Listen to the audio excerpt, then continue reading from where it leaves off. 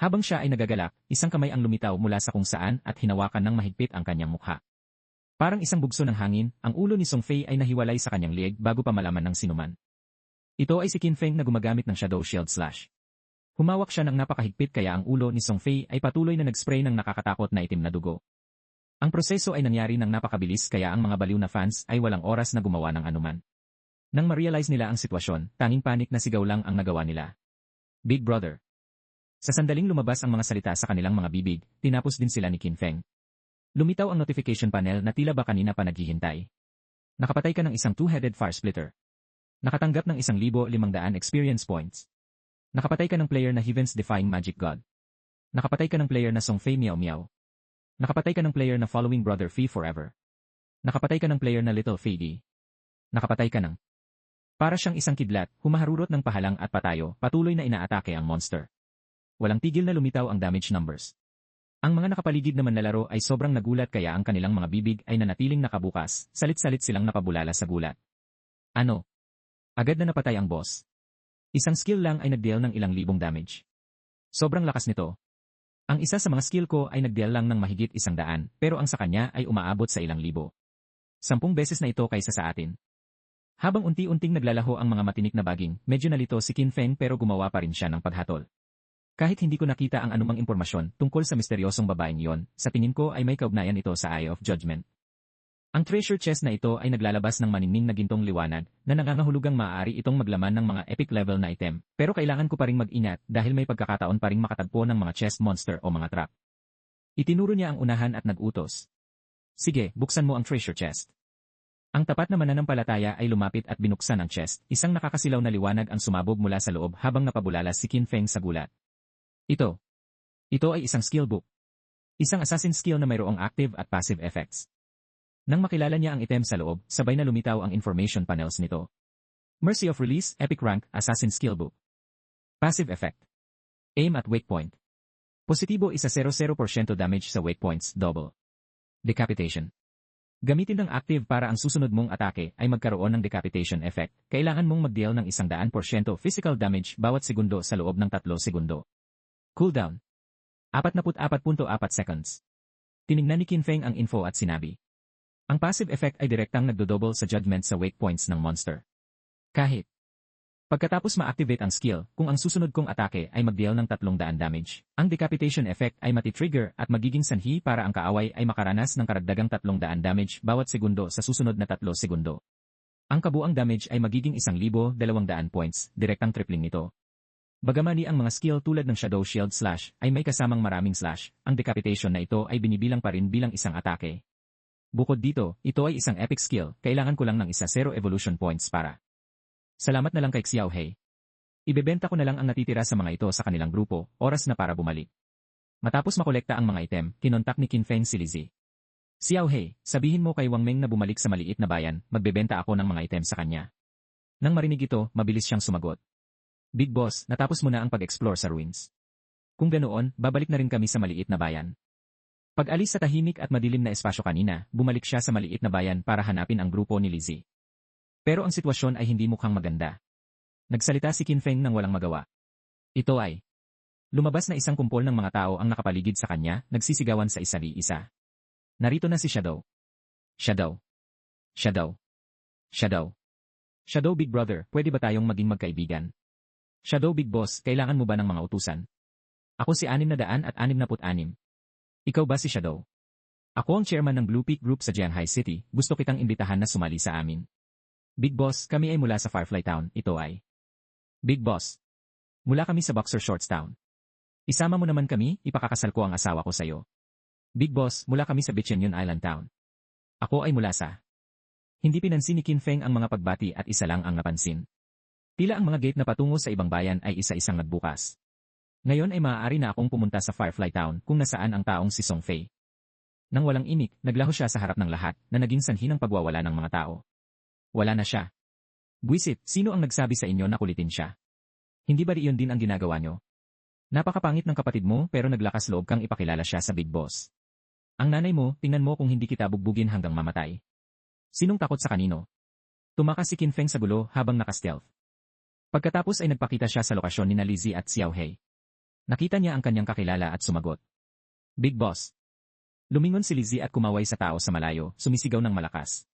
Kapitan. Narito na ang Big Boss. Tumingin si Qin Feng sa direksyong tinatawag niya at may na-realize.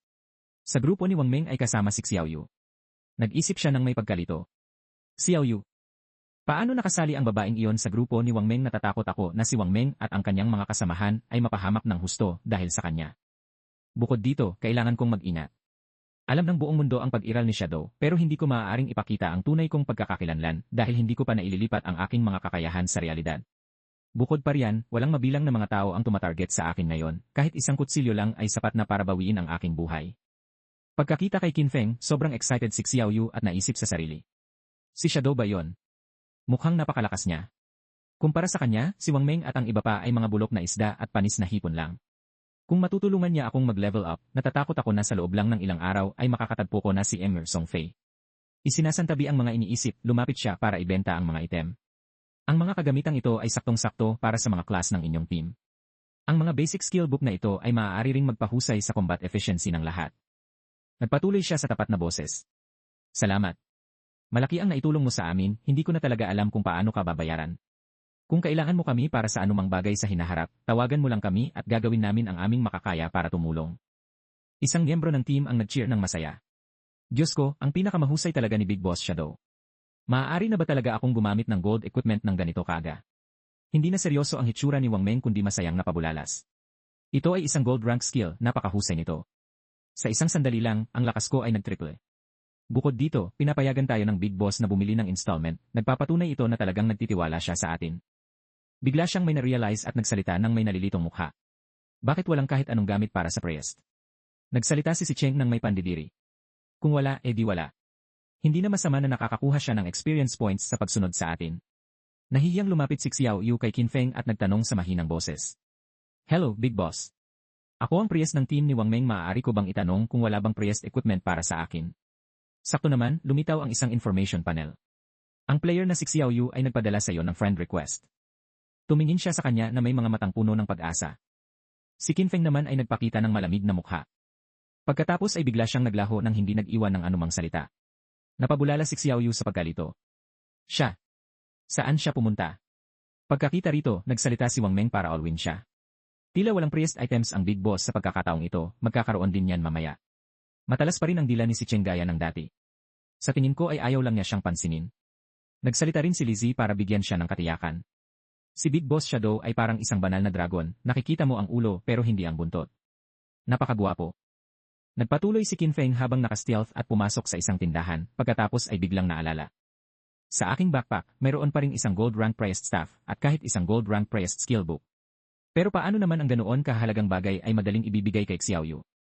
Habang nagle-level up ako, magkakaroon ako ng malaking bilang ng mga hindi ginagamit na equipment at skill books mamaya. Ang pagbebenta sa kanila ng isa-isa ay nakakaubos ng oras.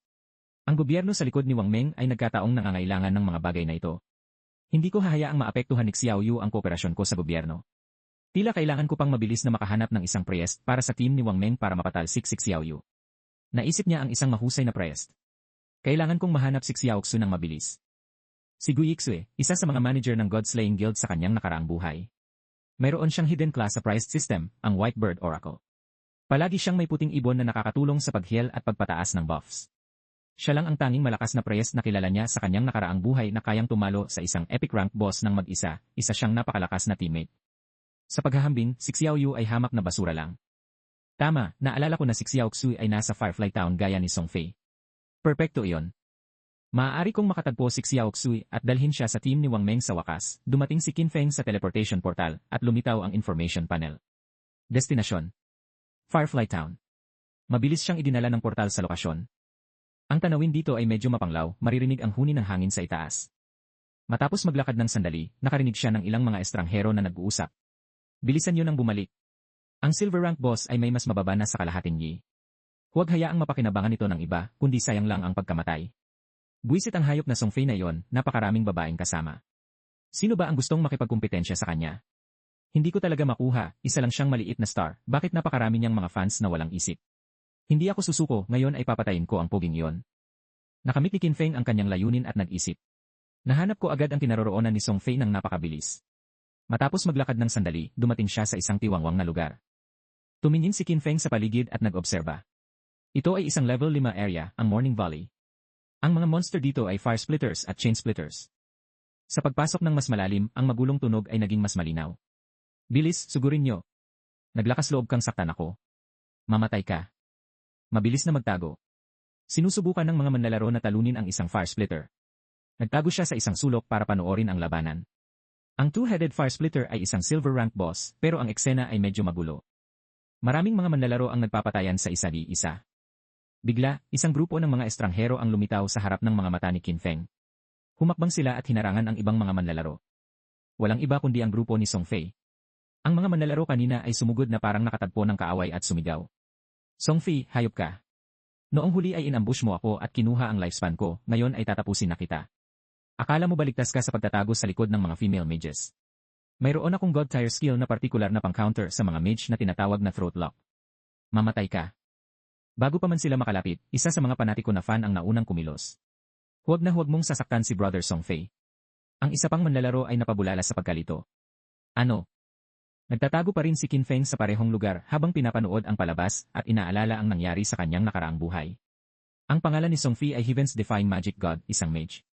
Sa kanyang nakaraang buhay, kinumbinsi niya ang isang grupo ng kanyang mga fans na piliin ang mage class, ibinibigay sa kanya ang lahat ng kanilang equipment at skills para mabilis siyang umangat. Gayunpaman, ang isang mage sa team ay hindi sapat, kaya ang kanyang mga fangirls ay nakaisip ng solusyon. Ang ilan ay ginawang glass cannon mages ang lahat ng kanilang divinity points, ang ilan ay inilagay ang lahat ng attributes sa agility para maging harassment mages, ang ilan naman ay inilagay ang lahat ng attributes sa constitution para maging meat shield mages. Nag-isip siya at na-visualize ang mga agresibo at baliw na mga fans na ito. Tikman mo ang hampas ng staff ko. Mayroon pang ang ilan na inilagay ang lahat ng attributes sa strength para maging battle mages na namamatok ng mga tao gamit ang staff. Sa mga unang yugto, ang kanyang team ay napakalakas, nagnanakaw ng lifespan mula sa mga manlalaro kahit saan at walang makakalaban. Pero syempre, habang umuusad ang laro, ang mga female fans na ito ay mabilis ding mauubos lahat. Gumawa si Song Fei ng isang nasasaktang kilos at malakas na nagsabi. Mga babae, nagtrabaho kayo ng husto, sumasakit ang puso ko. Sana ay mamatay na agad ang boss para makapagpahinga na ang lahat. Sana ang mundong ito ay puno ng pag-ibig sa halip na karahasan. Ang kanyang mga salita ay tila pumukaw sa diwa ng mga baliw na fans. Tumayo si Song Fei miyaw-miyaw na may nag-aalab na determinasyon at malakas na nagsabi. Hindi ito mahirap. Brother Fei, ikaw ang pinaka-naghihirap. Nagtatrabaho ka ng husto, hindi mo dapat nararanasan ang lahat ng ito. Mga kapatid, sabay-sabay tayong sumugod at patayin ang bulok na bagay na ito. Hindi natin hahayaang saktan nito ang ating kuya. Sa pagkarinig nito, sumigaw ang mga baliw na fans. Hurricane Monster Song Fei, ang banal na hari. Mula ngayon, si Song Fei lang. Big brother, lumipad ka ng dahan-dahan, susunod kami sa iyo magpakailanman. Habang walang oras ang lahat na kumilos, humakbang ang monster para atakihin si Song Fei. Isang tao ang mabilis na sumugod para harangan ang tama, pinoprotektahan siya mula sa pinsala. Lumuhod si Song Fei sa isang tuhod ng may paghati at nagsabi. Diyos ko, ikaw. Ang taong iyon ay unti-unti nang naglalaho at nagsabi ng may luha sa kanyang mga mata. Si Brother Fei ay palaging ganito. Baliw para sayo. Si Song Fei miyaw-miyaw ay tumayo sa gilid at sumigaw. Mga kapatid, ituloy nyo lang. Patayin nyo lang ang pangit na monster na ito at si Brother Fei ay aakyat sa unang pwesto sa leaderboard. Kailangan nating malampasan ang taong shadow na yon. Narinig ito ng mga baliw na fans at sumigaw ng sabay-sabay. Wasakin ang mundo, patatagin ang hangin at ulap. Sumpaman naming papanig kami kay Brother Fei. Patuloy silang naglunsad ng mga atake sa monster. Protektado ng mga baliw na fans, nakatayo si Song Fei sa likuran at nag-isip. Sa wakas ay malapit na itong mamatay. Kung ang silver rank boss na ito ay ganito kahiraatayin, paano makakapaglaro ang isang tao laban sa isang gold rank boss? Ang shadow na iyon ay tiyak na may bug. Napakaraming tao ang tumutulong sa akin at level 7 pa lang ako. Sa anong batayan bumibilis ang pag-level up ng asong shadow na iyon? Kapag napatay ko na ang silver boss na ito, maaari na akong umabot sa level 8. Ang shadow na iyon ay matagal nang nakatambay sa level siyam o overtakean ko siya sa isang iglap. Bukod dito, isa itong area of effect attack na direktang pumatay kay Song Fei at sa kanyang grupo ng mga fan. Sino ang assassin na ito? Si Shadow ba ito? Ito na nga siguro ang dakilang boss na si Shadow. Siya ang unang taong nakapatay ng isang gold rank boss, sino pa ba ang magiging ganito kalakas? Lahat kayo umatras. Iwanan ang mga loot ng boss na ito para sa dakilang boss. Ang pagpatay ng dakilang boss na si Shadow sa masamang grupo ni Song Fei ay nakatulong sa amin na ilabas ang aming galit. Tama yan, ang dakilang boss ang pinakamahusay. Sige na, dakilang boss. Mahal kita. Hinto na sa pagtingin, tara na. Nakita ni Qin Feng ang saloobin ng mga tao sa paligid niya at nag-isip. Ang mga taong ito ay natatakot lang na atakihin ko sila. Kung ito ay sa aking nakaraang buhay, naatake na sana ako ng buong crowd. Pag-alis sa Firefly Town, ang eksena ay lumipat sa mataong maliit na bayan. Isang information panel ang lumitaw kung saan kaka-respawn lang ni Song Fei. Napatay ka ni Shadow. Nawalan ka ng 1,106 araw ng tradable lifespan. Nawalan ka ng 18 taon at 113 araw ng non-tradable lifespan. Hindi siya makapaniwala sa kanyang mga mata at bumulong. Ako. Patay na ako. Napatay ako ni Shadow. Bakit pumunta ang Shadow na yon sa aming Firefly Town? Mayroong daan-daang starting towns sa Jianghai City, bakit siya pumunta rito para agawin ang boss ko? Pagkaraan ng ilang sandali, ang mga baliw na fan ay unti-unti na ring nag-respawn. Nagsalita sila ng may pagkalito. Patay na ba ako? Paano nangyari ito? Bakit namatay din si Big Brother? Si Shadow ang gumawa nito, pero bakit pinatay ni Shadow si Big Brother at kami? Tiyak na gusto niyang itakbo ang Silver Boss. Napakasama, sinamantala ang kawalan ng pansin ni Big Brother para mag-sneak attack. Napakawalang hiya. Napakahangal. Habang ang mga taong ito ay nanggugulo pa rin, si Xiao Fei Miao ay lumapit ng may takot at nagsabi. Brother Song Fi, pwede ba akong sumali sa team mo? Isa akong archer na may eagle eye skill na kayang makakita ng stealth. Nang makita ito, mabilis na nagsalita si Song Fei Miao Miao. Tabi dyan. Sinabi na ni Brother Song Fei na mga mage lang ang kailangan namin. Saan ka tumitingin? Isa pang tao ang dumating din para mag-imbestiga. Masyadong mababa ang monster killing efficiency mo, makaapekto ito sa pag-akyat ni Big Brother sa leaderboard. Nanatiling tahimik si Song Fei ng sandali bago nagsalita. Huwag niyong sabihin yan, lahat kayo. Naniniwala pa rin ako na ang pag-ibig ay kayang magtakip sa lahat. Naramdaman ko ang inyong masisidhing damdamin. Kaya, kahit archer ka pa, hindi mahalaga. Halika rito, sumama ka sa amin para sabay tayong lumakas. Sobrang naantig si Xiao Fei Miao kaya napaiyak siya. Pautal-utal siyang sumagot. Big Brother, mahal kita. Ang eksenang ito ay nagbigay sa ibang mga babae ng higit na motibasyon na humakbang ng matapang. Brother Song Fei, isa akong assassin. Mayroon din akong stealth, maaari kong ipatikim sa iba ang sarili nilang gamot. Brother Song Fei, natuto ako ng isang area control skill. Matutulungan kita na i-freeze siya. Idinerecho niya ang kanyang mga bisig at nagsabi. Lahat kayo, tayo ay isang malaking mapagmahal na pamilya. Sino mang gustong sumali ay malugod na tinatanggap. Halika rito, tayo ay laging magkakaisa ng puso. Ang mga salitang iyon ay nagpakilos sa mga baliw na fan na nagsisigaw ng sunod-sunod. Napakainit sa pakiramdam. Sa pagsunod kay Brother Song Fei, hinding-hindi ako magsisisi. Ang taong Shadow na iyon ay marunong lang umasa sa pagiging assassin para maglunsad ng mga sneak attack. Wala siyang martial ethics. Para maglakas loob na hawakan si Big Brother, dapat nating ipabayad sa kanya ang presyo. Tama yan, tama yan. Kapag nakontrol na natin ang Shadow na iyon, hahayaan nating patayin siya ni Big Brother para malaman niya ang kahihinatnan ng paghamon sa ating Big Brother. Higanti. Kailangang bubugin si Shadow hanggang mamatay. Higanti para kay Big Brother. Higanti para kay Fika, patayin ang asong Shadow na iyon. Ang mga tao sa labas na nakarinig ng gulo ay nagsalita rin. Anong nangyayari? Ano bang gustong gawin ng maliit na star na ito? Isang tao ang nakarinig nito at sumagot. Napakaraming babae ang nagpoprotekta sa kanya ng ganito, paano siya mapapatay ng kahit sino? Nagsalita muli ang taong ito. Ang kalaban ay si Shadow. Ano sa tingin mo? Ang taong ito ay napabulala sa kasiyahan. Napakataas ng level ni Shadow. Talagang naglakas loob si Shadow na hamunin ang grupong ito. Sa tingin ko ang utak ng mga babaeng ito ay hindi na normal. Tiningnan ni Song Fei ang dumaraming miyembro sa kanyang grupo at nag-isip ng may kasiyahan. Napakahusay. Sa dami ng mga saksi, kapag napatay ko na ang Shadow na yon, malalaman ng lahat na gaano man kalakas ang isang tao nang mag-isa, wala siyang silbi. Lalo na ang isang assassin, paano maihahambing ang isang hamak na assassin sa isang marangal na mage na tulad ko? Si Qin Feng, sa panig na ito, ay wala pa ring alam sa kahit ano, ginagamit ang greedy hand para kolektahin ang lifespan kanina. Mabilis na lumitaw ang info panel. Nakatanggap ka ng 16 na evolution points, 217 araw ng tradable lifespan. Silver rank loot la 6, gold rank loot la 1. Nang makitang marami siyang evolution points, pinalakas niya ang kanyang mga skill. Skill nag-evolve. Mercy of Release. Lumitaw muli ang info panel. Gumamit ka ng 0 evolution points, 9 na puntos ang natira. Mercy of Release. Epic rank tungo sa legendary rank. Passive effect. Ang weak point attack correction ay tumaas mula positibo 100% patungong positibo 200%, ang weak point coefficient ay na-double. Gamitin ng active para ang susunod na atake ay magkaroon ng decapitation effect, nagde-deal ng 100% hanggang 150% attack damage bawat segundo, tumatagal ng 3 segundo. Cooldown. 22.2 seconds patungong 18.5 seconds. Tiningnan niya ang impormasyon sa harap niya at nagkalkula. Ang kakayahang asintahin ang mga wake point ay tumaas mula 100% patungong 200%. Katumbas ito ng pagdodoble ng pagkakataong tamaan ang wake point ng target. Original na wake point bago ang evolution, wake point pagkatapos ng evolution. Ito. Kung magmamalabis pa ako ng kaunti, kalahati na ng katawan ng kaaway ang ituturing na wake point. Natatakot ako na sa oras na yon, ang aking Shadow Shield Slash ay maaari nang makinabang sa wake point damage na yon.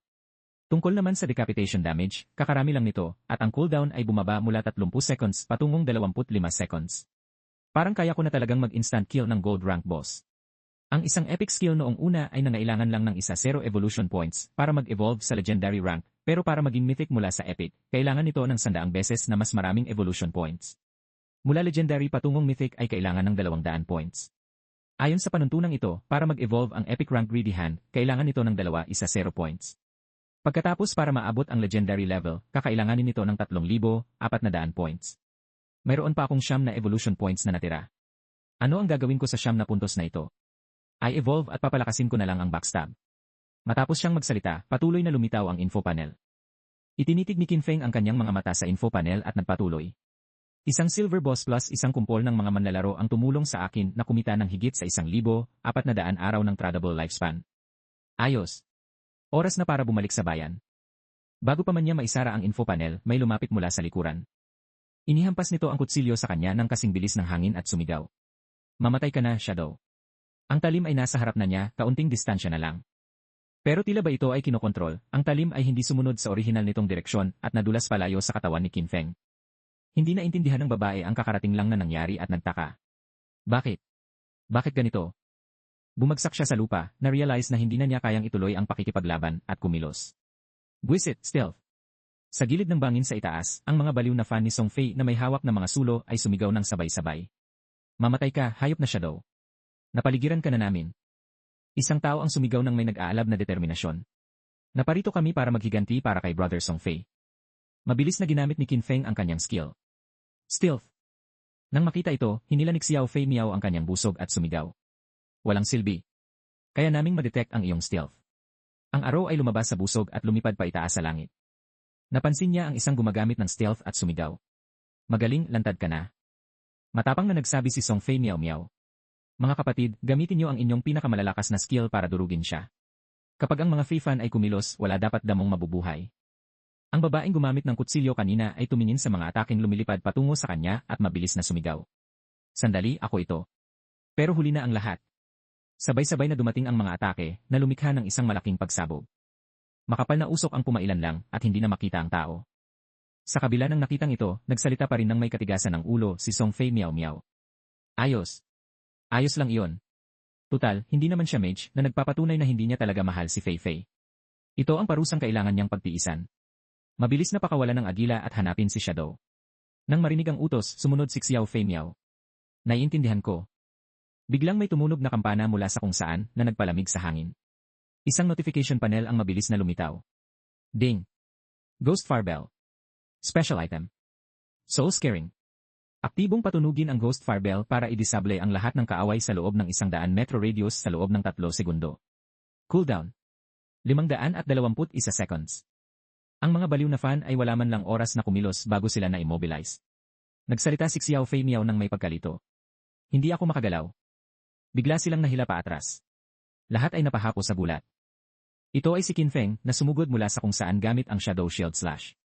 Para siyang isang bugso ng hangin, tinatapos ang lahat ng mga baliw na fan. Naka-stealth pa rin, lumapit siya kung saan nagtatago si Song Fei. Sumilip siya at nagtaka. Anong nangyayari? Bakit sila biglang bumagsak na patay lahat? Gawa ba ito ni Shadow? Imposible, kung kumilos siya, dapat nagpakita siya. Idinikit ni Qinfeng ang kanyang mukha sa tabi ng sa kanya, dahan-dahang lumalabas mula sa stealth at nagsalita ng malamig. Song Fei, patay ka na. Tumalon siya sa takot at mabilis na gumamit ng skill. Buwisit, Magic Shield. Pero ang shield na ito ay walang silbi, nagkadurog-durog ito sa loob ng wala pang 1 segundo. Tinapos ni Qinfeng si Song Fei nang napakabilis kaya bago pa man siya makakurap, bumagsak na siya sa lupa, habang tumatalsik ang dugo sa kung saan-saan. Naglaho siya na nag-iwan lang ng mga bakas ng lifespan. Nagsalita siya ng may pangungutya. Hindi rin maliit ang lifespan sa kanya. Tila ang taong ito ay may higit sa 2,000 araw ng tradable lifespan. Pero bakit ang mga female fans dito ay walang tradable lifespan? Maaari kayang ibinigay nila ang lahat ng kanilang lifespan kay Song Fei. Matapos ang mahabang panahon na lumipas, iniisya rin ba nila na ang larong ito, ang God-slaying, ay laro lamang? Ang mga brainless fans ay tunay na nakakatakot. Sayang at ang lifespan na ito ay hindi tradable, aabot din ito sa daan-daang taon. Hahayaan ko na lang na ang mga monster sa paligid ang makinabang dito. Pagbabalik sa mainay na eksena ng maliit na bayan. Pagkatapos mag-respawn, lumingon si Song Fei at nagtanong ng may pag-aasar. Buwisit. Ang 2,000 araw ko na tradable lifespan ay 500 na lang ngayon. Ang hayop na shadow na yon. Hindi mo ba ginamit ang detection skill mo? Bakit hindi mo siya nahanap? Malungkot na sumagot si Xiao Fei Miao. Ginamit ko ang skill pero 2 assassin na babae lang sa panig natin ang nahanap ko. Nagsalita rin si Song Fei Miao Miao. Tiningnan ko ang stealth level sa aking attribute panel, baka ang stealth skill ng shadow na yon ay mas mataas ang rank. O tama, mayroon din akong eagle eye skill dito.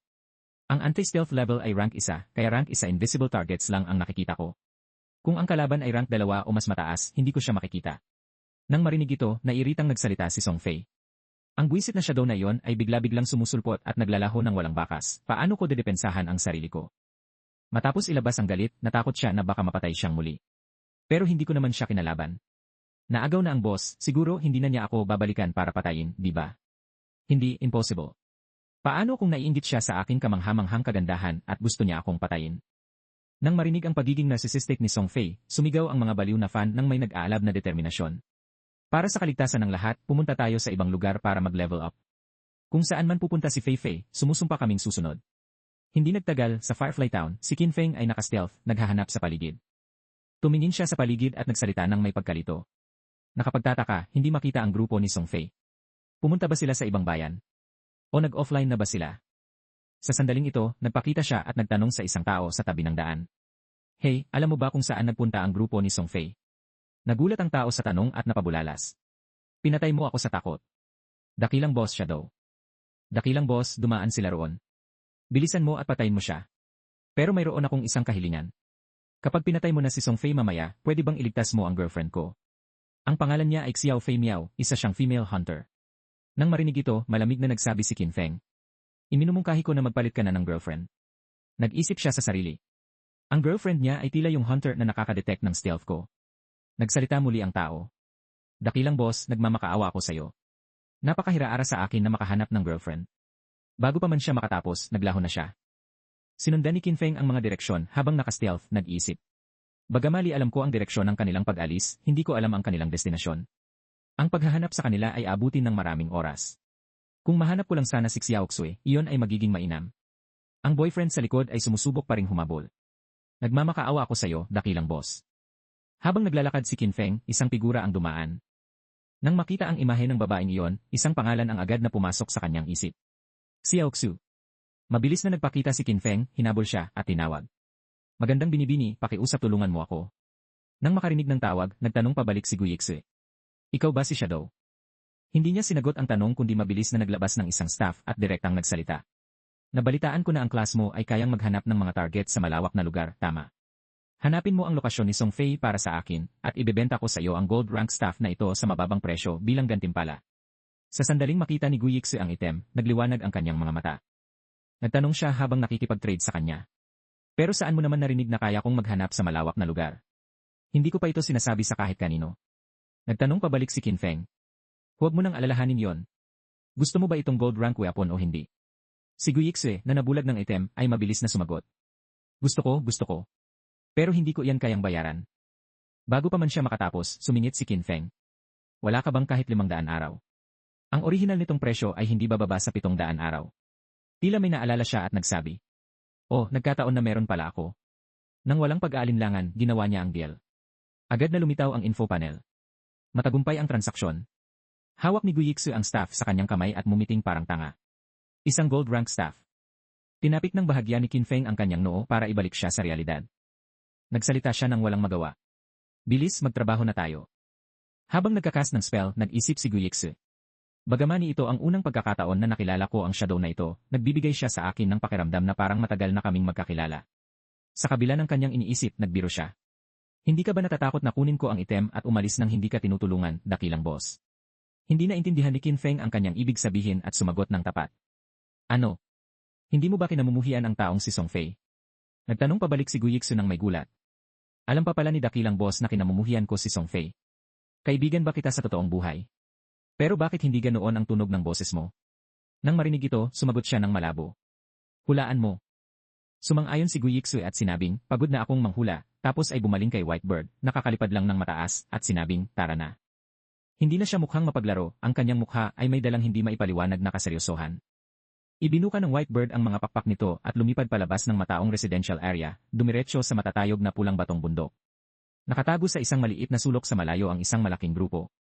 Pagkaraan ng ilang sandaling katahimikan, nagsalita si Guiyixue, nahanap ko na si Song Fei. Ibinigay niya ang kasalukuyang lokasyon. Coordinates 3,866, 9,527, pero hindi ko magagarantiyahan na hindi sila alis bago ka makarating doon. Sa oras na yon, baka wala na sila. Mabilis na sinabi ni Qinfeng, i-add mo ako bilang friend. Bantayan mo sila at sabihin sa akin ang bago nilang lokasyon kapag gumalaw sila. Bahagyang nag-alangan si Guiyixue, gaano katagal ito abutin? Kung masyadong matagal. Bago pa siya makatapos, suminit siya, sandali lang. Kumilos si Qinfeng ng kasing bilis ng hangin, tapos biglang may napagtanto. Huminto siya at nagtago sa likod ng isang malaking puno. Habang nanonood mula sa malayo, nagtaka si Guiyixue at nagtanong, bakit huminto ang dakilang boss?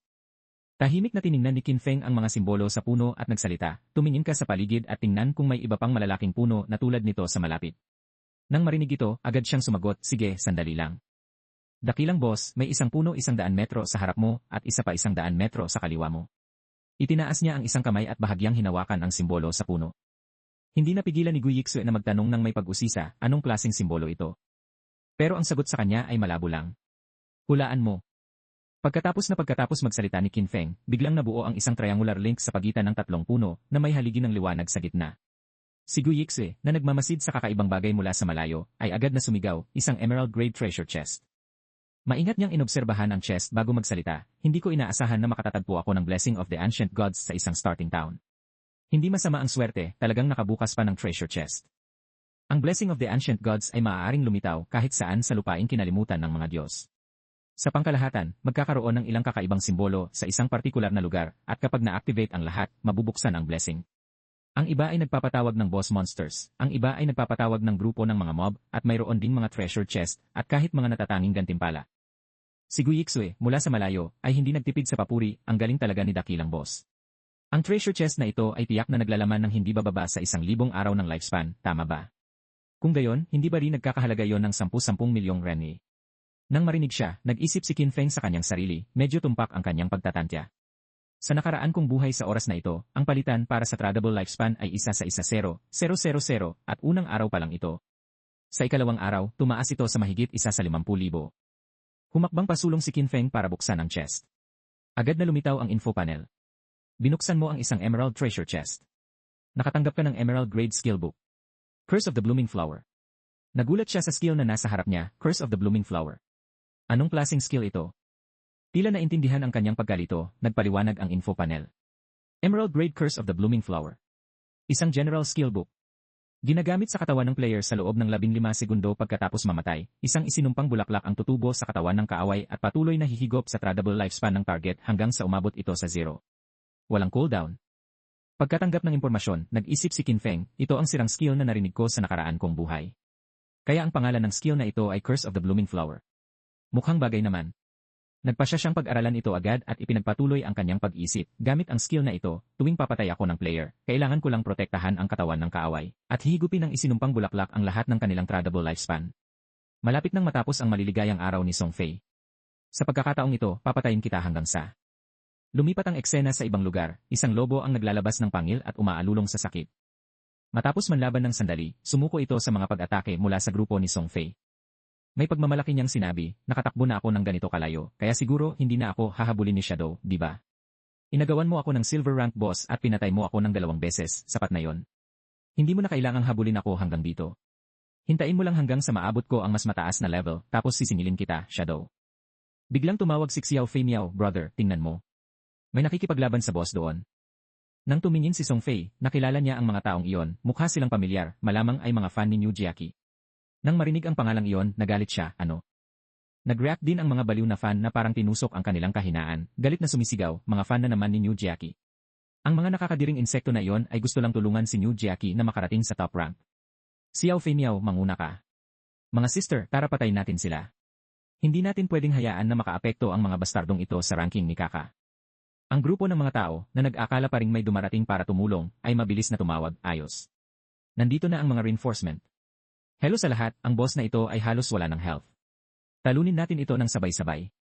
Biglang humampas ang isang staff na parang latigo, tumama sa mukha ng taong kakatapos lang magsalita. Si Xiao Fei Miao ay sobrang nagwala na ang kanyang mukha ay nagdilim habang inihahampas niya ng malakas ang staff sa lupa. May sumigaw sa team dahil sa takot, along. Si Misa na nakatayo sa malapit ay hindi mapigilan ang galit, anong ginagawa nyo? Baliw na ba kayong lahat? Nangunguna sa grupo, mayabang na nagsalita si Xiao Fei Miao, ito na ang katapusan para sa mga fan ni New Jiaki. Nang marinig ang hindi pamilyar na pangalan, nalito siya, New Jiaki. Ano? Anong pinagsasabi nyo? Hindi ko maintindihan. Kakatapos lang magsalita ni Misa, sabay na tumusok ang dalawang palaso sa kanyang kaliwang mata at bibig, bumulwak ang dugo mula sa mga sugat. Sumigaw ang kanyang teammate sa takot, Misa. Nagsalita si Xiao Fei Miao ng may sigla, ang gintong balabal ay nagiging hari, lumilipad ng malayo kasama si Fai. Nililinis ang basura, winawalis sa 8 direksyon. Sa malawak na universo, nangingibabaw ng mag-isa kasama ka. Ang puso ay parang laso na isla, minamahal ang concubine hanggang sa pagtanda. Lahat para sa'yo. Hindi na nagtangi ang mga baliw na fans sa pagitan ng mga player at monster, nagwawala nilang sinira ang lahat ng nasa paningin nila. Pagkaraan ng ilang sandali, tanging ang mga bakas ng lifespan ang natira. Nang makita ito, nagpasalamat si Song Fei, Diyos ko, salamat sa inyong lahat, mga mahal ko. Muntik na akong masaktan ng mga fan ni New Jiaki. Hindi ko inaasahan na ganito sila kasama at kalupit. Naantig din ang mga baliw na fan, sabay-sabay na nagsabing, hindi mo na kailangang magpasalamat sa amin. Mula timog at hilaga, sinusundan ka namin ng buong puso. Ang buong grupo ay nagkukwentuhan sa ibaba, hindi napapansin na sa bangin sa itaas, may nagmamasid sa bawat galaw nila. Tumingin si Qin Feng sa ibaba na ang mga mata ay puno ng hangaring pumatay. Pagkatapos ay mabilis siyang naglaho. Sa ibaba, may nakita ang mga fan na nagpaputla sa kanilang mga mukha, sumisigaw, Brother Fei. Brother. Tila nakita rin ni Song Fei ang parehong bagay. Isang malamig na boses ang umalingaw-ngaw, patay ka na. Habang bumabagsak ang mga salita, isang matalim na hiwa ang humati sa liig ni Song Fei na naghiwalay sa kanyang ulo. Umiyak ang mga fan sa paghati, brother. Pero hindi tumigil doon si Qin Feng.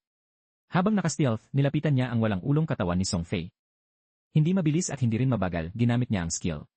Curse of the Blooming Flower. Biglang may sumibol na pulang dugong bulaklak mula sa kanyang leg. Napabulala sa gulat ang mga tao sa paligid, ano ito? Pagkatapos ng taga kanina, sa wakas ay nag-respawn si Song Fei sa maliit na bayan. Galit siyang sumigaw, Shadow, may sakit ka ba? Bakit lagi mo na lang akong pinupuntirya? Dahil ba marami akong babae o nainggit ka?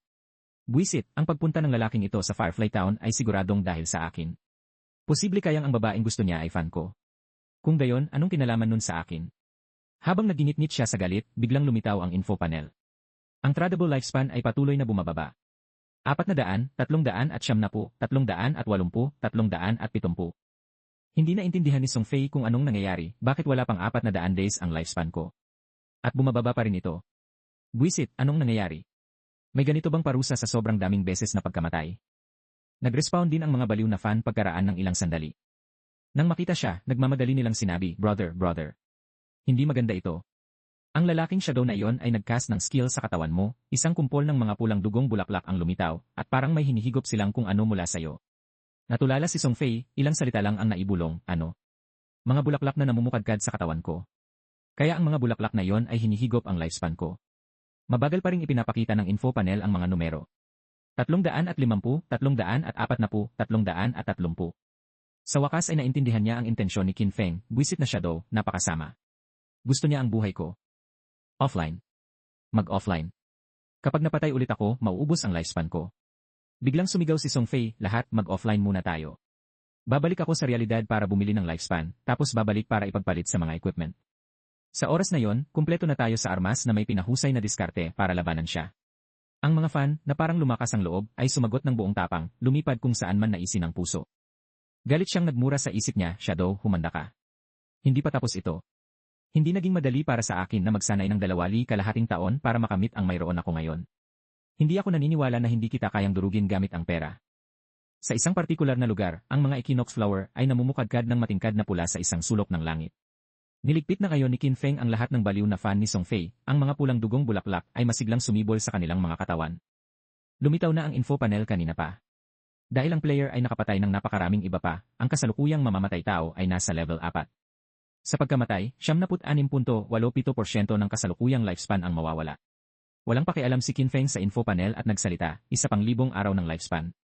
Ang mga monster na pinatay ni Song Fei at ng kanyang grupo ay marami nga. Gayunpaman, tumigil na ang pagsipsip ngayon. Mukhang nag-offline na si Song Fei at ang kanyang grupo. Nasa ere ang Whitebird, nagmamasid mula simula hanggang ngayon. Pinanood ni Gu Yixue ang sitwasyon mula sa malayo nang may pagkagulat, ito ang lakas ng top rank na si Shadow. Nakakatakot talaga. Biglang tumawag si Qin Feng, Xiao Xu, nag-offline ba si Song Fei? Nang marinig ang tawag, mabilis siyang sumagot, siya at ang mga fan niya ay nag-offline na lahat. Hindi siya nagulat at nagpatuloy, inen. Magmanman ka. Kapag nag-online siya, sabihan mo ako agad. Nagmamadaling nagsalita si Gu Yixue, opo, dakilang boss. Pwede na ba akong umalis ngayon? Hindi pa siya pinayagan ni Qin Feng na umalis at tumawag, sandali. Mayroon akong gold rank sword saint skill para sa prize class dito. Gusto mo ba? Agad na sumagot si Gu Yixue, gusto ko. Maikli siyang sumagot, hintayin mo ako sa maliit na bayan. Masigla siyang sumang-ayon, sige. Pagkaraan ng ilang sandali, bumalik si Qin Feng sa maliit na bayan. Pagkita kay Gu Yixue, inilabas niya ang item, ang skill book na ito ay nagkakahalaga ng 500 araw ng lifespan, pero kung papayag ka sa isang bagay, ibebenta ko sa iyo sa kalahating presyo. Nang marinig ito, tinakpan niya ang sarili gamit ang mga kamay at sinabing, ano? Dakilang boss, hindi ako nagbebenta ng katawan. Walang magawa siyang nagsalita, anong kalokohan ang iniisip mo? Hinihiling ko na pumayag kang sumali sa isang team bilang long-term healer nila. Mabilis na naging seryoso ulit si Gu Yixue at sumagot, ayos lang. Gayunpaman, kung masyado silang noob, kailangan kong i-report ito sa dakilang boss. Nagsalita si Qin Feng para pakalmahin siya, hindi aabot sa ganoon. Maayos ang lakas nila. Kukontakin ko na sila ngayon.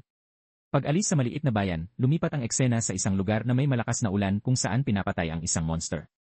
Ibinigay ni Wang Meng ang huling tira, at ang buong team ay masayang nagdiwang, ayos. Sa wakas napatay din natin ito. Lumingon siya at apurahang tumawag, bilis, Xiao Yu, gamutin mo ang lason ko. Nang marinig ang kanyang pangalan, nag-aalangan siyang nagtanong, gamutin ang lason. Lalong nagmadali si Wang Meng. Lahat ng priest ay may detoxification skills. Bilis, hindi ko na kaya ito. Matapos mag-atubili ng sandali, sa wakas ay nalaman din ito ni Xiao Yu at sinabi, tama, ang skill na ito. Panoorin mo ako. Itinaas niya ang kanyang staff, nag-target, at nag-cast ng purification. Tumama ito agad pero sa puno ito tumama, hindi kay Wang Meng na nahihirapan sa tabi nito. Ang tira na yon ay nagpaputla kay Lizzie sa takot, habang siya ay nasa lalong kritikal na kondisyon. Nahihiyang nagsalita si Xiao Yu, pasensya na, nagkamali ako. Pagkatapos niyang magsalita, bumagsak si Wang Meng sa lupa. Nang makita ito, sumigaw ang isang teammate, Captain. Pagkatapos ng eksenang iyon, bumalik ang buong team sa maliit na bayan. Nagdilim ang mukha ni Wang Meng habang nag-iisip, kailangan ko talagang palitan ang babaeng ito. Pero saan ako makakahanap ng hidden class healer ngayon? Ang mga magagaling ay matagal nang sumali sa ibang team. Si Xiao Yu, na optimistiko at tila relax, ay tiningnan ang info panel habang nag-isip, hindi naman pala ganoon kahirap ang larong ito. Hindi ba madali akong nakarating sa level 4? Napakahusay. Kailangan lang ipagpatuloy ito, at makikita ko na si Brother Song Fei sa lalong madaling panahon. Na parang binabasa ang isip ng iba, nagpadala ng mensahe si Qin Feng kay Wang Meng, mayroon akong isang hidden class Whitebird cleric dito, hindi masama ang lakas niya. Kailangan ba ng team nyo? Parang nakahanap ng kayamanan, mabilis siyang sumagot, dakilang boss, kung sinasabi mong hindi masama ang lakas niya, siguradong hindi siya mahina. Dahil nagtanong ka, syempre, walang problema. Agad niyang ibinigay ang lokasyon, nasa Firefly Town siya. Kakaunti ang tao na nag-clearing ng monsters dito. Pumunta na kayo ng direkta rito, at ang team ay pwedeng mag-level up ng sabay-sabay. Tuwang-tuwang sumagot si Wang Meng, walang problema, darating kami agad. Pagkasabi niyon, nilapitan niya ito para makipag-usap, mukhang medyo naiilang, tungkol dito. Xiao Yu, masyadong maraming tao sa Shell Town ngayon. Gusto naming lumipat sa isang mas mataas na level na lugar para mag-level up. Ang kasalukuyang level mo ay ginagawa itong lubhang mapanganib na pumunta roon, kaya hindi ka na namin isasama. Natigilan siya, pero pakiramdam ko kaya ko pa. Nang hindi hinahayaang matapos si Xiao Yu, nagmadali ang grupo ni Wang Meng na parang hangin patungo sa teleportation gate, hindi nakakalimutang sumigaw pabalik, hindi pwede, wala ng oras. Tara na. Xiao Yu, mag-ingat ka. Galit siyang nagmura sa kanyang isip, mga bastos. Kung gusto niyo akong sipain, sabihin niyo ng diretsyo.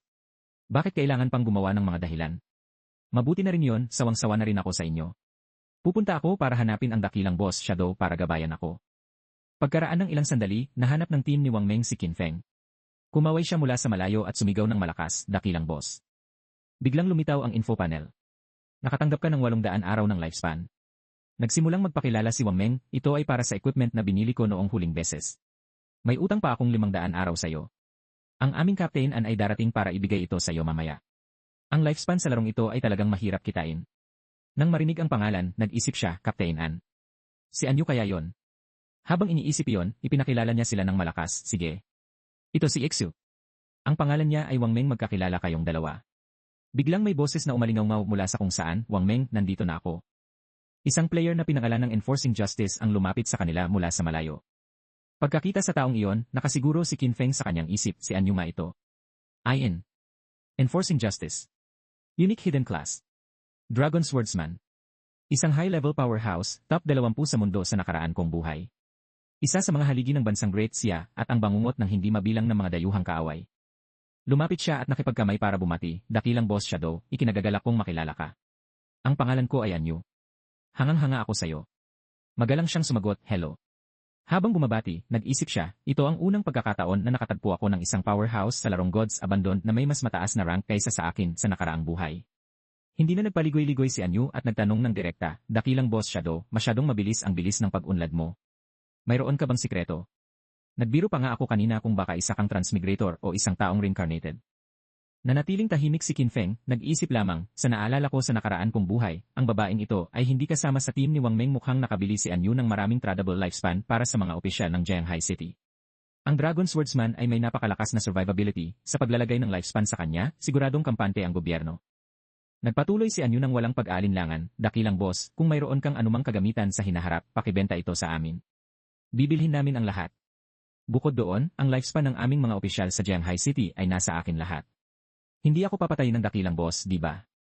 Sa wakas ay nagsalita si Qin Feng, hindi ako ganoon ka short-sighted. Sa pamamagitan lamang ng pakikipagtulungan tayo mananalo ng sabay-sabay. Nang marinig ang sagot, masaya siyang sumagot, alam kong matalinong tao si dakilang boss. Agad na naintindihan ni Qin Feng ang sitwasyon, bawat paungusap ay sinusubukan siya. Sa katunayan, tulad ng mga sabi-sabi sa nakaraan kong buhay. Mukhang inosente si Anyu sa labas pero sa katunayan ay napakatalas at ang kanyang mga pamamaraan ay mapagpasyahan. Siya ang liaison sa pagitan ng mga opisyal ng Great Xia at sa akin na nakakatipid sa akin ng maraming pagsisikap. Paglabas sa mundo ng laro, lumipat ang eksena pabalik sa totoong mundo. Isang player na may pangalang Faye Forever Follows You ang nagsalita nang may takot sa telepono, Diyos ko, mga sister. Nabasa niyo ba ang opisyal na anunsyo ng gobyerno? Ang lifespan sa larong Godly Abandoned ay totoo. Kung umabot ito sa 0, mamamatay tayo sa totoong mundo. Sumigaw ang player na Miu Fei Bao nang marinig iyon, ano? Hindi ba laro lang ito? Ibinigay ko ang lahat ng aking tradable lifespan kay Brother Song Fei. Ang player na Little Fei Di ay humagulgol na may luha sa kanyang mga mata, mayroon na lang akong ilang araw na lifespan na natitira. Isa pang player ang nagtanong ng malakas sa pagkalito, hindi maaari, 3 beses ka lang namatay, paano ka nawalan ng ganoon karami? Mabilis na sumagot si Little Fei Di nakapatay ako ng ilang iba pang mga player, kaya mayroon akong murder status. Ang pagkamatay ng isang beses ay katumbas ng pagkawala ng 2 beses na lifespan. Nang marinig iyon, sumigaw ang isa pang tao, kung gayon mayroon na lamang akong ilang taon na natitira. Ang player na Little Miu Miu ay nagsabi ng may tensyon sa telepono, buwisit. Isa akong Meat Shield Mage. Sa larong ito, laging nasa harap ang atake ko. Marami na akong napatay at maraming beses na ring namatay. Ngayon ay mayroon na lamang akong isang araw na lifespan na natitira. Kung ang lifespan ko ay umabot sa 0, mamamatay ako. Hindi ito maaaring maging totoo. Hindi. Hindi ako naniniwala. Bigla siyang may napagtanto at sumigaw, si Brother Song Fei ay bumibili ng lifespan. Napakagaling. Hahanapin ko si Brother Song Fei. Siguradong tutulungan niya ako. Isusuot ko ang outfit ni Brother Song Fei mula ulo hanggang paa. Ah, tama, mayroon ding pinakabagong produkto, Song Fei Ultra Thin Leak Proof. Pagkaraan ng ilang sandali, natapos na siyang magbihis, punong-puno ng mga bagay na may kaugnayan kay Song Fei. Sinumang tumingin ay agad na malalaman kung kanino siyang fan. Sumigaw si Little Miu Miu habang tumatakbo, Brother Song Fei. Darating na ako. Sa isang tahimik na apartment complex. Nagising si Xiao Yu at sinabing, bumalik na ba ako sa realidad? May ilang bagay pa ring malabo. Tiningnan niya ang impormasyon sa kanyang telepono. Sa kasalukuyang exchange rate, ang isang araw ng lifespan ay nagkakahalaga ng 15,000. Mayroon akong 200 araw ng lifespan ngayon, kaya naging milyonaryo na ako. Nagbasa si Xiao Yu ng isang balita at nanlaki ang kanyang mga mata sa gulat. Hindi niya mapigilang sumigaw, Diyos ko. Pinatay ni Shadow si Brother Song Fei. At 3 beses niya itong pinatay. Sobrang lungkot ni Xiao Yu kaya nanginig siya, ang mga luha ay umaagos na parang ilog.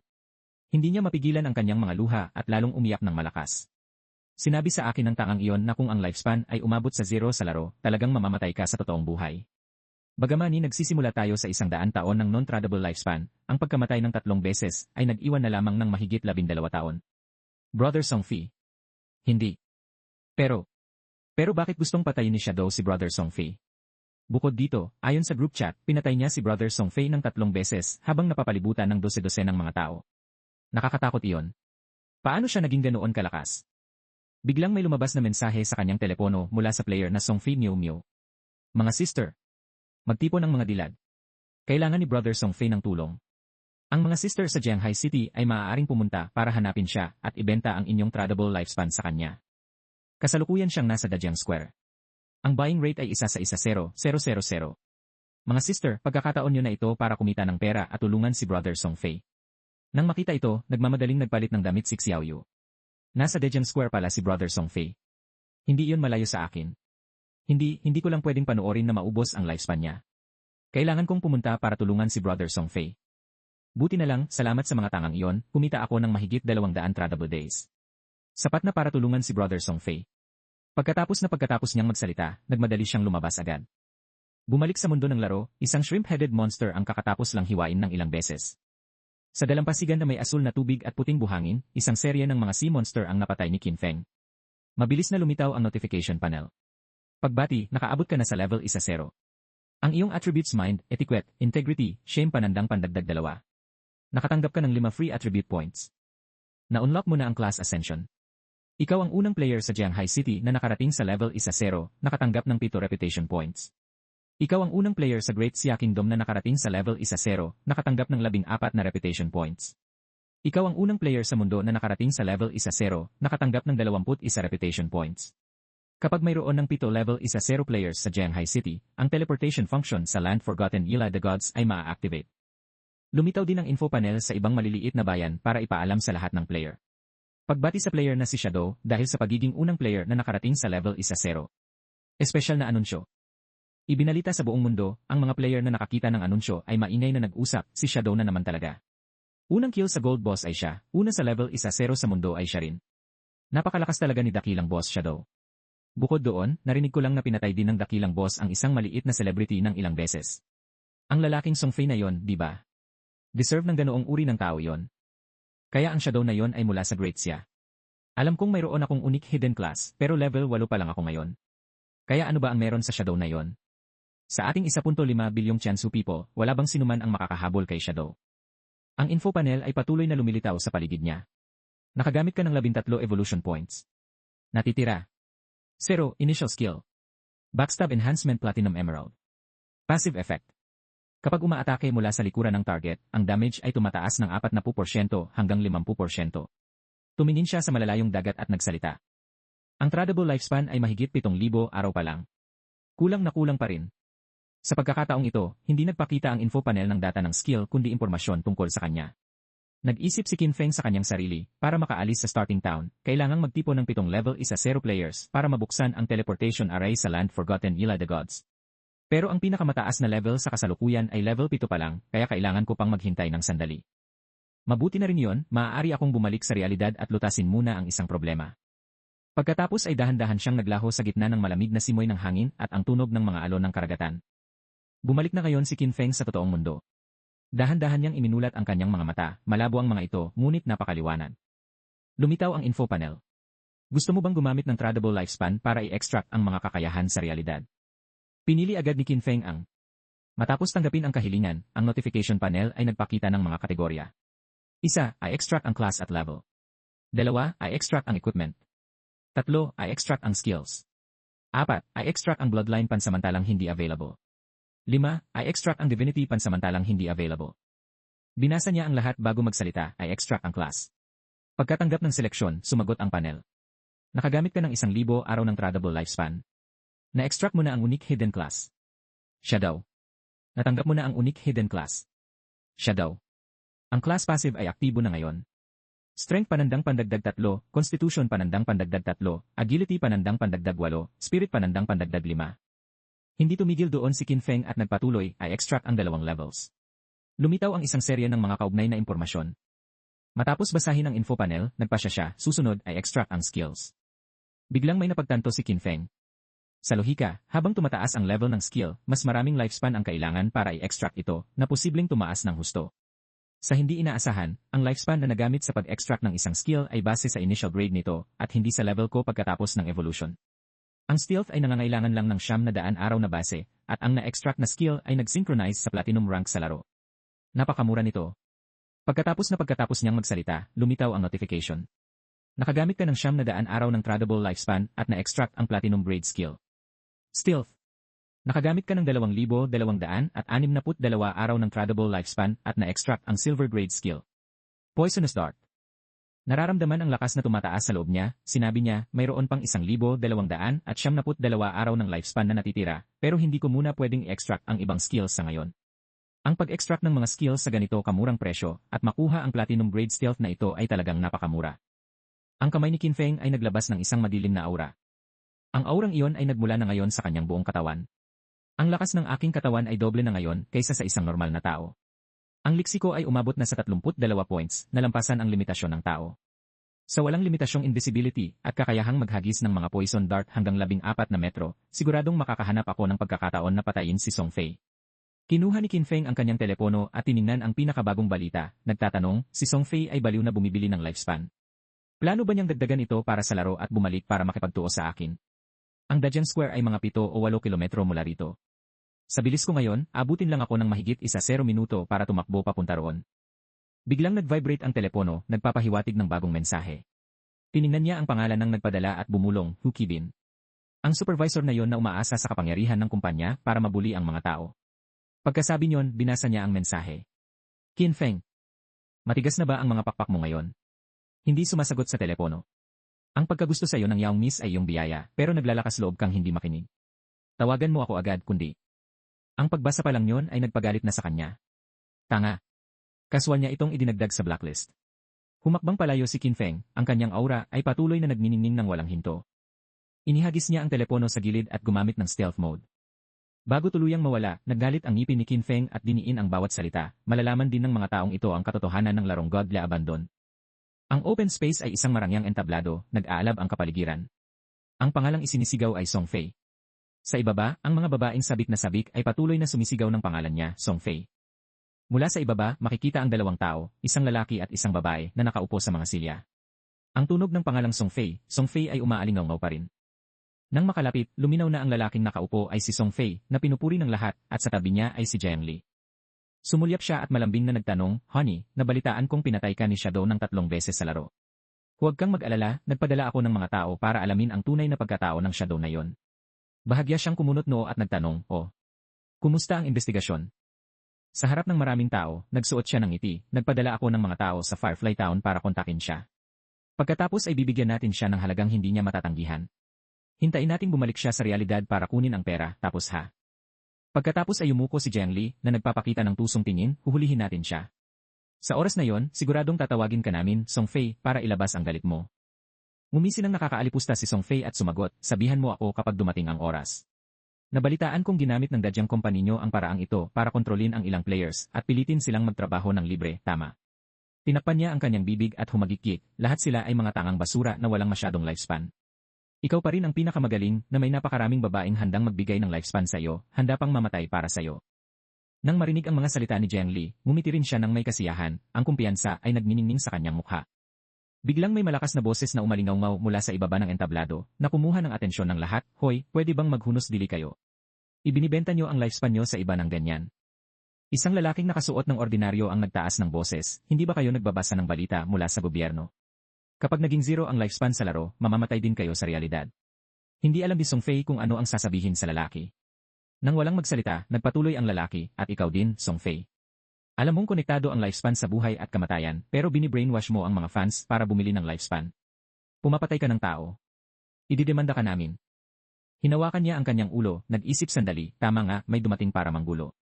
Pagkatapos, sa isang iglap, tumayo si Song Fei, hawak ang mic, at nagpaliwanag ng malumanay, ahem, lahat ng naririto, hello sa inyong lahat, ako si Song Fei. Napansin ko ang ilang debate. Ang pagbili ko ng lifespan ay kumonsumo ng pampublikong yaman at nagdulot ng abala sa lahat, kaya labis akong nagsisisi at humihingi ng paumanhin dito. Ang mga tao sa ibaba ay nagsigawan, hindi. Hindi mo kailangang humingi ng tawad. Wala kang kasalanan. Nagpatuloy siyang magkunwaring guilty at nagsalita para impluwensyahan ang opinyon ng publiko, lubos akong nagpapasalamat sa lahat ng fans sa suporta at pagmamahal nyo. Kasabay nito, taos-puso akong nananawagan na maging positibo at progresibo ang lahat ng pagmamahal. Sana ay maging rasyonal ang pagsuporta ng lahat sa panahong ito ng larong Godly Abandon habang pinoprotektahan din ang inyong sarili. Ang mga salita ni Song Fei ay tumagos sa bawat sulok sa ibaba na nagpaiyak sa maraming babae. Habang apektado ang buong bansa ng laro, aktibo rin akong nakikipagtulungan sa mga opisyal at laging nagsisikap sa laro. Kaya ginamit ko ang personal kong yaman para bumili ng lifespan, sa pag-asang maging top-tier idol sa laro at maging karapat-dapat sa pagmamahal ng lahat. Yumuko siya at humagulgol na may garalgal na boses, ginagawa ko ito para masuklian ang mga fans, umaasang may mapapala ang lahat sa labas ng laro. Mamuhay ng masaya, payapa, at magtulungan para sa mas magandang bukas. Pero hindi ko inakalang magdudulot ako ng ganitong kalaking abala sa lahat. Nang marinig ang madamdaming salita mula kay Song Fei, kung ang lahat ng ito ay nagdudulot ng problema sa lahat, kung gayon ako. Taos-puso akong humihingi ng paumanhin sa lahat. Ang mga babae sa ibaba ay naiyak na, tahimik na nagsasabing hindi, at ang kanyang nakaantig na talumpati ay naging hudyat para sumabog ang damdamin ng lahat sa ibaba ng entablado. Sumigaw sila, hindi mo kailangang humingi ng tawad. Wala kang ginawang masama. Bakit napakabait mo? Pagkatapos ay bumaling ang mga babaeng ito sa lalaking sumisigaw kanina at malakas na bulyaw, kayong mga barbaro, lumayas kayo rito agad. Voluntaryo kaming tumutulong sa kanya. Huwag niyong insultuhin ang katapatan niya. 2 salita lang ang nasabi niya, kayo talaga. Sumigaw si Song Fei Miu habang nakanguso, huwag kayong maniwala sa mga gulo at chismis sa labas. Ang lakas ng loob niyong paghinalaan siya. Ang mga utak baboy ay naniniwala sa kahit ano. Paano makakaapekto ang lifespan sa laro sa realidad? Tumingin ang mga tao sa kanya at nagbulungan, kailan pa siya nakaakyat doon. Lubog pa rin sa emosyon si Song Fei Miu habang tinatapik ang dibdib, ilang beses na akong namatay para sa kanya. Nang mag-offline ako, kahit wala pang isang araw ang natitirang lifespan ko, nakatayo pa rin ako rito. Sabihin nyo, kahit totoo iyon, kung wala kayong determinasyong mamatay para sa kanya, hindi kayo karapat-dapat na sabihing mahal nyo si Song Fei. Ang mga panatikong fans sa ibaba ay naiyak at sumang-ayon, tama yon. Ganoon nga. Song Fei, mahal kita. Pagkatapos, parang domino chain, sabay-sabay silang sumigaw, may 20 days lifespan ako rito, ibibigay ko lahat sayo. May 17 days ako. May 3 days na lang ako. Mayroon akong. Habang nakatayo sa entablado at hinahangaan ang resultang sinubukan niyang likhain, sinabi niya sa peking boses, o Enre, naramdaman ko ang pagmamahal ng lahat. Mahal ko kayong lahat. Pagkatapos niyang magsalita, naghiyawan ang lahat sa tuwa. Pagkatapos ay bumaling si Song Fei sa kanya, hinawakan ang kamay niya, at sinabing may pag-aalaga, lalo na ikaw. Ang mahalin ng katulad mo, talagang labis akong naantig. Nasamid si Song Fei Miu sa gitna ng paghikbi, brother Song Fei. Makita lang kitang ganito kalambing, kahit mamatay ako agad, handa ako. Tiningnan niya ang babaeng may luha ang mga mata at sumagot, ako. Biglang may asul na sinag ng liwanag ang humagibis sa langit. Humiwa ito sa hangin at lumipad diretsyo sa ulo ni Song Fei. Nagulat ang mga tao sa ibaba sa nangyari, nalalaki ang mga mata, pagkatapos ay nagpanik at natakot sa eksenang nasa harap nila. Nanlaki rin ang mata ni Jiang Li habang bumulwak ang dugo. Nanigas ang mukha niya, lumiit ang mga pupil, at sumirit ang sariwang dugo sa gilid ng bibig niya. Isang malaking butas ang lumitaw sa ulo ni Song Fei. Gumiwang-giwang ang katawan niya, nawala ng balanse, at bumagsak sa mga bisig ng taong nasa harap. Nagulat siya sa mga patak ng dugo sa mukha niya, At pagkatapos, tila nakita ang malupit na realidad, bumagsak siya sa lupa at sumigaw. Lumingon si Song Fei Miu sa malamig na bangkay nito at humingal, Brother Song Fei. Brother, anong nangyari sa'yo? Tila gumuho ang mundo ng mga tao sa ibaba, patay na si Brother Song Fei. Nawala siya. Agad na pinalibutan ng mga bodyguard si Jiang Li, habang sumisigaw, may panganib. Protektahan ang Young Miss at umalis na tayo rito. Nakihalubilo siya sa karamihan at tumakbo para sa buhay niya, habang nag-iisip takbo. Takbo bilis. Kailangang makaalis sa lugar na ito. Takot na takot si Jiang Li, naghalo ang pawis at luha. Nakita ko. Nang mamatay si Song Fei, lumitaw ang light orb ng lifespan sa katawan niya, pero bigla itong nawala sa hangin. Siguradong may kumuha nito. Nagmadali siya sa kotse sa loob ng proteksyon ng mga bodyguard. Ang pumatay kay Song Fei ay malinaw na skill sa larong Godly Abandon. Pwede rin bang gamitin ang in-game skills sa totoong mundo? Paano gawin yon? Insta-kill kay Song Fei, manatiling invisible para kunin ang lifespan. Ang taong iyon lang ang makakagawa nito. Tanging. Pero bago pa makapag-isip si Jiang Li, isa pang tira ang tumagos sa ulo niya at sumabog ang dugo kung saan-saan. Ang mukha ni Jiang Li matapos sumakabilang buhay ay naging distorted, mukhang napakapangit. Tiningnan ng mga bodyguard ang malamig na bangkay at sumigaw, Young Miss. Nakatayo si Qin Feng sa karamihan, malamig at mamamatay tao ang mukha, mahinang sinabi, shadow lang. Matapos ang mahabang panahon, naging hapon na ang langit. Sabay-sabay na iniulat ng mga balita, ang bituing si Song Fei ay namatay ng kalunos-lunos sa Dajiang Square. Isang baliw na fan ni Song Fei ang nagsakripisyo ng lahat ng kanyang lifespan at namatay ng kalunos-lunos sa tabi ng bangkay ni Song Fei. Ipinapakita ng investigasyon ng pulisya na namatay si Song Fei dahil sa mga supernatural na kakayahan. Natulala ang dalawang tao, sina Xiao Yu at Churan, nang makita ang mga balitang ito. Sobrang sakit ang nararamdaman niya kaya napaiyak siya, hindi pa rin ako makapaniwala. Malinaw na pumunta lang tayo sa concert ni Brother Song Fei kahapon. Pero ngayon siya ay. Biglang may napagtantong kakaiba si Churan. Invisible Dart. Ito ang kakayahan sa larong Godly Abandon. Xiao Yu, sinasabi mo bang pinatay ni Shadow si Song Fei? Nabalitaan kong pinatay ni Shadow si Song Fei ng 3 beses sa laro. Pero nang lumabas ang mga salita sa bibig niya, hindi siya makapaniwala. Pero paano lilitaw ang mga in-game abilities sa totoong buhay? Natahimik si Xiao Yu, magulo ang isip niya. Isang nakakatakot na kaisipan ang unti-unting lumilinaw sa isip niya. Pinatay ni Shadow si Brother Song Fei. Tama. Pinatay siya ni Shadow ng ilang beses sa laro. Kaya sa realidad, ang tanging taong pwedeng pumatay sa kanya ay si Shadow. Invisible Dart, hindi ba skill ito ng isang assassin? Sigurado. Ang salarin ay si Shadow. Pinatay si Brother Song Fei ni Shadow. Wala nang liwanag ang mundo ko. Sa gitna ng pagdadalamhati at kaguluhan, tahimik na nagkalkula si Xiao Yu, kung may paraan si Shadow na gamitin ang game abilities sa realidad, lalapitan ko siya, asa sa kanya. Tapos, na parang nagising mula sa pagkakatulala, sumigaw si Xiao Yu sa driver, hinto. Tahimik siyang nakabuo ng desisyon. Kahit anong paraan ang gamitin ko, kailangan kong lumakas. Pagkababa ng kotse, nagmamadaling lumapit si Churan para magtanong, Xiao Yu. Pero hindi siya sumagot, ang mga mata ay nag-iisip, lumulubog ng malalim sa kanyang mga iniisip. Mula ngayon, isa lang ang layunin ko. Isang mapanganib na plano ang lumitaw sa isip niya. Iyon ay ang patayin si Shadow. Nag-aalalang tumawag ulit si Churan, Xiao Yu, ayos ka lang ba? Nakakatakot ka tingnan. Pero wala na siyang marinig, lubog na lubog sa mundo ng pagkapuot para ipaghiganti si Brother Song Fei. Sa ibang lugar, masayang kumakain si Qin Feng sa isang maliit at liblib na kainan. Mabagal siyang umuya habang nag-isip sa larong Godly Abandon, kahit na invincible ang mga tunay na player, kumukonsumo rin sila ng enerhiya. Kapag gutom ang tiyan, kailangan pa rin kumain. Sa sandaling ito, biglang walang tigil na tumunog ang telepono sa tabi niya. Lumitaw ang isang urgent message. Qin Feng. Qin Feng. Galit na galit si Fatty Hugh, sinasabing blinak mo ang tawag at wechat niya. Kapag hindi ka pumunta, sisibakin ka at hindi mo makukuha ang sweldo ngayong buwan. Sumulyap si Qin Feng sa pangalan ng nagpadala, Yang Xiaoya. May maayos na ugali ang babaeng ito, mahina lang at madalas apihin. Sa nakaraang buhay, naging miyembro din siya ng God-Slaying Guild ko. Kinurba niya ang labi at sumagot ng walang pakialam, hayaan mo siya. Huwag ka na rin pumasok sa trabaho. Una, pumasok ka sa laro at magpalakas. Mabilis siyang nag-reply, Qin Feng, sumali ka ba sa larong ito? Nabalitaan kong mahirap daw doon, nauubos na ang lifespan ng maraming tao. Nag-type si Qin Feng ng ilang salita, kahit anong class meron ka, ilagay mo lahat ng points sa agility sa simula. Sumagot agad si Xiaoya, ye. Nabalitaan kong mahal na ang game lifespan ngayon. Qin Feng, paano ka naman? Magkano na kinita mo? Kalmado siyang sumagot, hindi marami, ubusin ko na lahat. Pero labis siyang nagulat, wow. Bumili ka ng kotse at bahay, di ba? Kaya pala blinak mo si Fatty Hugh. Nang marinig ang palayaw na ito, natawa si Qin Feng, Fatty Hugh. Ang asong iyon. Ang tunay na problema ay ang boss niyang si Qian Shishi. Sa pagbanggit sa kanya, bumaha ang mga alaala sa isip niya. Shishi, ang chairwoman ng Qian Group. Ang kumpanyang pinagtrabahuan ko noon ay pag-aari ng Qian Group. Ang eldest miss na ito ay walang ginagawa buong araw kundi manloko ng mga lalaki para tulungan siya.